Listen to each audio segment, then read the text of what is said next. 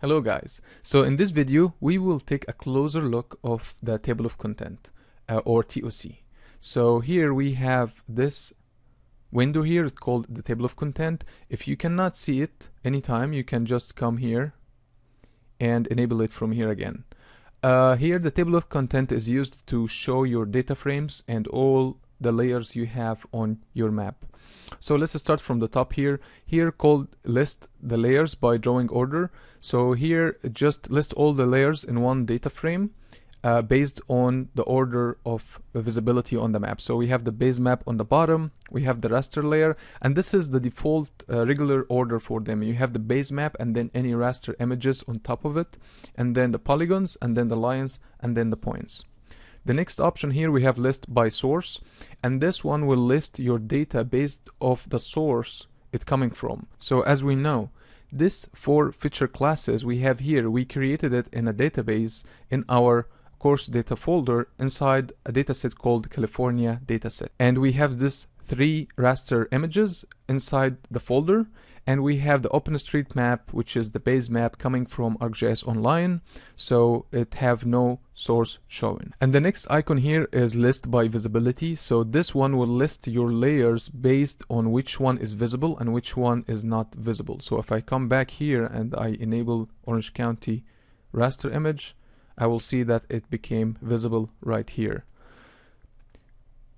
And also here it shows you which feature layers you have that you can select. So this one is selectable, which means if I disable all of them and I tried to do selection, you see the select feature is disabled because all of them is disabled. If I enable the freeways only, I will see this one enabled, I will select it. If I try to select everything, only the freeways will be selected, not the counties and not the cities. If I enable this one and do another selection, you will see that Orange County cities have been selected.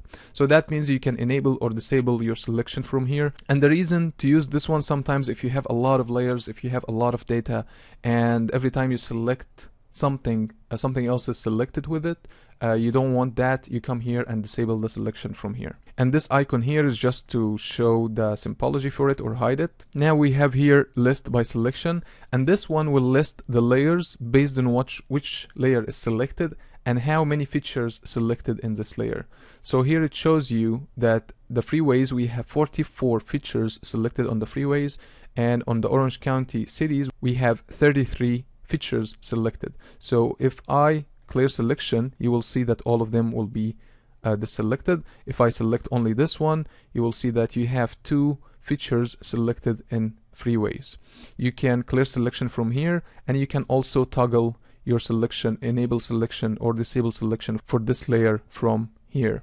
And here also shows you which features by the feature ID that is selected. The last option we have here is options. And options here just give you some options you can change. So for example here, selection, show selected features in selection list. If I disable this one and I say apply, you will see that now it's not showing the features. So I'm going to enable it again and say apply, and you will see that my features is showing up right here. And here some other options, like if you want to sort your layers by layer name or order layers that is drawn, or you can enable or disable show group layer from here. And the next tab here is called patches, and patches you define the width and height of this icons right here, which shows the symbology for each layer. So for example, if I make this one 100 and this one 100, and I came here, changed the visibility of the line to look like this and the polygon to look like a diamond, and I say apply, you will see that the width and the height of this area here has changed, and the polygon takes the diamond shape and the lines took the curved shape.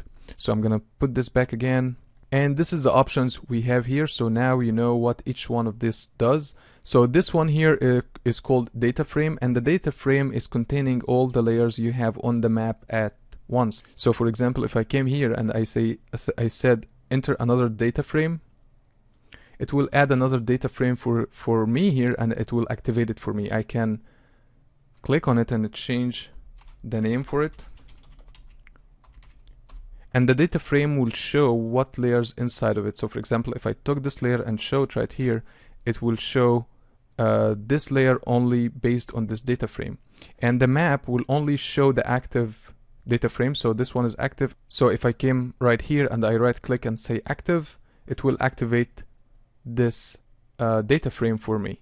And keep in mind that if you did any changes in this layer right here, it will do changes to the same one here, because actually it's not two layers, it's one layer. So but it show up here in two different data frames. So the second option here, that you can right click on the data frame and you can say add a new group layer. So this group layers, you just create a group. So let's say, for example, I will name this one feature layers, and I can select all my feature classes and I can drag it and drop it under this one. So all these layers became under one group for me, so I can enable or disable all of them at once. And I can create another one, and I will call it raster images, and I will drag it under the feature layers, and I will select all my raster images and put it under this group here. So right now, instead of having a lot of layers, I just have a group layer called feature layers and a group layer called raster images. So basically that's all what you need to know about the table of content, but you always keep in mind that the table of content is mainly used to manage your layers order, what is visible, what is not, and you can manage your layers from the table of content. So we'll see you in the next video. Thank you.